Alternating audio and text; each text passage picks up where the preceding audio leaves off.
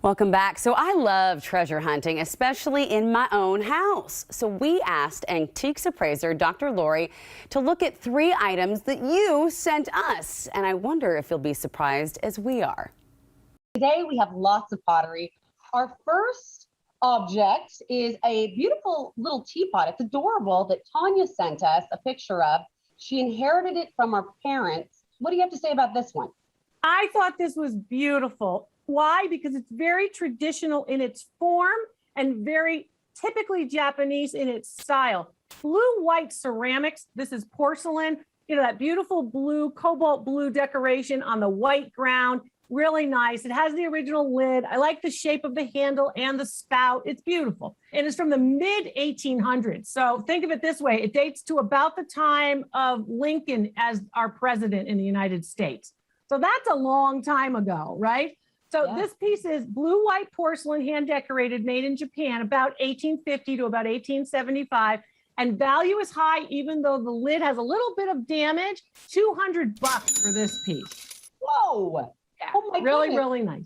Cute little unassuming teapot, going for big bucks. Right. So that's why when you're at the thrift store or the yard sale or the estate sale, don't just walk by certain things. I'm going to teach you what quality looks like, because a lot of these unassuming things can be valuable. And sometimes ugly is your best clue to value. You may not like it for your taste, but it might be valuable. Speaking of unassuming, this next vase sent by viewer Dottie is definitely not unassuming. It is very bold. It has a lot of design. What do you know about this vase, Dr. Lori?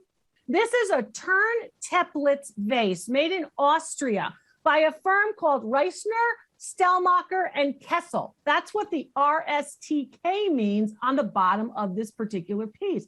There's a clear mark. Now, granted, you have to know about the marks and how to research them, but in fact, this is a jeweled butterfly vase. It was very, very famous. It was made for, the company made this, and this kind of made their company in the Art Nouveau period. This is the period when people like Louis Comfort Tiffany are active, where they highlight butterflies and insects and flowers and plants. So at the early 1900s, before 1910, this piece is iridized, has an iridescent kind of metallic sheen on the ceramic, and jeweled. Value on it, hold on to your hat now, Amity, $800. Oh my goodness. Oh yep. My goodness. Yep. Wow. That's beauty. That's a beauty. Whether it's your taste or not, it's a beauty. You can't deny that it's beautiful, and it really is unique with all the detail of the spider web. And my goodness, is that like a real moonstone in there, you think? Yeah, and to make it is important and difficult. So you have to think about how intensive the labor is. So quality in the design. Got it. Nice. Our last object is from Tanya again, who sent us that beautiful teapot. Is this really unique plate. It's an absolutely beautiful blue and white plate. And she says it's been in her family for years.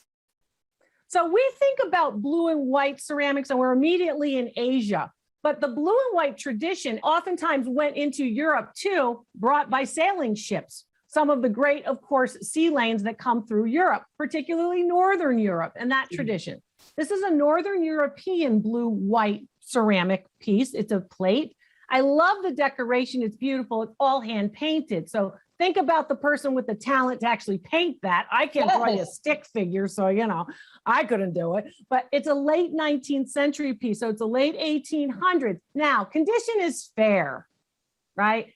Condition is fair. And when you store pieces improperly or when you display pieces improperly. So be careful of those plate hangers and be careful not to stack pieces too high in your china cabinet. Value on this plate, about $50.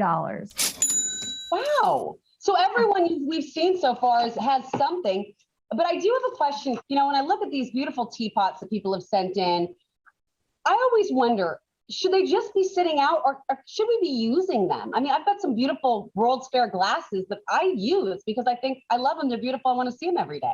I mean, it's fine to use them as long as you properly take care of them. Now, certain things, if you want to hand them down, you know, in your family, or if you want to preserve a piece, you know, then sure, you want to be careful and only use it for best.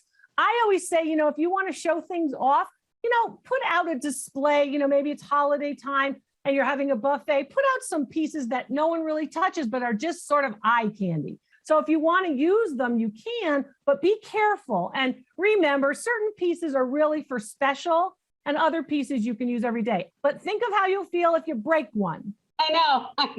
I'm always worried about that. Wow, can you believe that vase is worth $800? So it pays to check out the marks on the bottom when you are treasure hunting.